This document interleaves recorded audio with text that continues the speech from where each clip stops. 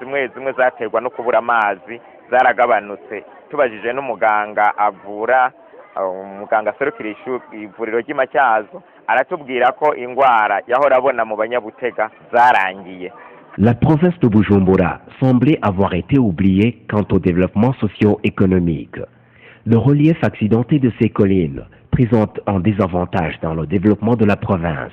Le mérite de l'OAP est d'avoir suscité l'intérêt pour créer des pôles de développement chaque fois qu'il y a implantation d'une infrastructure sociale de base.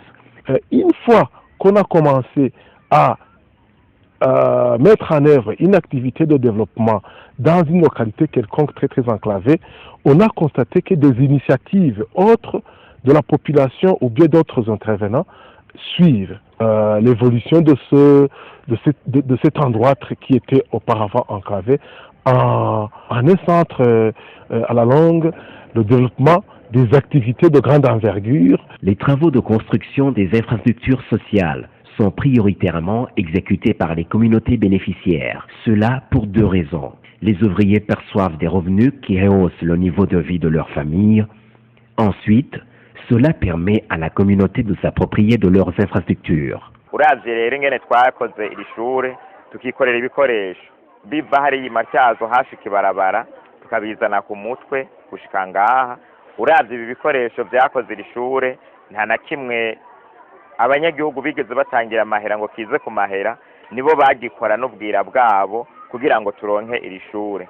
Twakoranye gutyo umusenyi twawukura hariya kwibarabara, amatafari twayakuye kwibarabara, eka ivyuma vyose vyakoze iri shure twabikuye hariya kwibarabara ku mitwe, kandi ari aba banyagihugu nyene bameye kuza kubizana. Après la remise des infrastructures, les populations bénéficiaires doivent s'en approprier et en faire jalousement sienne.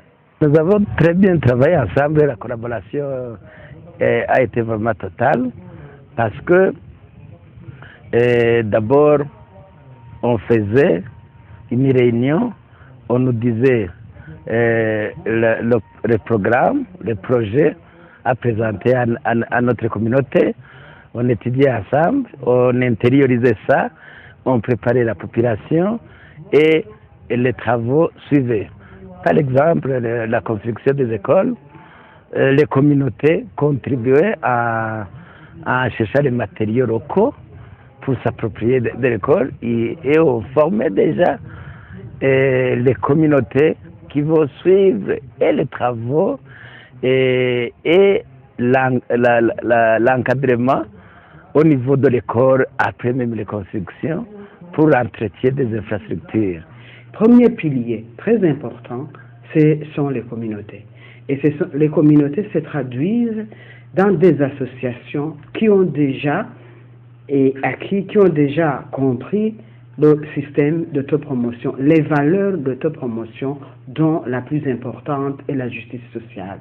Deuxième porteur, qui est quand même assez important, c'est l'administration. Nous avons toujours travaillé avec l'administration. Malheureusement, avec des changements à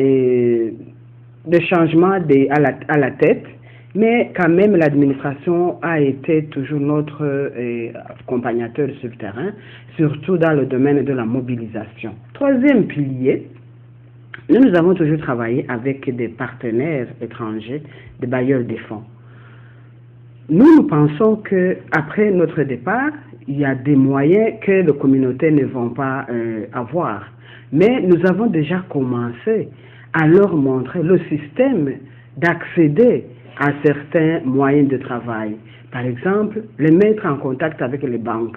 Nous voulons que nos associations elles-mêmes contactent les banques pour avoir leur microcrédit. Nous avons déjà mis dans les communautés l'idée de création des coopératives, l'idée de création de microfinances. Je pense que ça aussi, c'est un outil très important que les communautés vont garder et vont continuer à utiliser après notre départ dans certains axes. Le principe de l'organisation d'appui à l'autopromotion est de savoir choisir les actions de développement à appuyer, se décider, agir, pouvoir s'évaluer et se retirer quand c'est nécessaire et responsabiliser les communautés bénéficiaires. Je voudrais remercier d'une manière très spéciale la coopération suisse qui a accepté de commencer et l'ONG Oxfam Novib.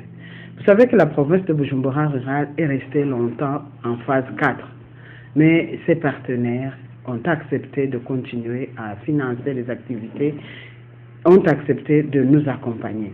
Et ensuite, il y a eu aussi la coopération belge, il y a eu d'autres organisations belges comme 11-11-11, mais aussi une organisation belge Entraide de Fraternité qui vient donner un coup de pouce à notre programme d'agriculture. Et enfin, Oxfam Allemagne qui vient de nous joindre depuis 2009.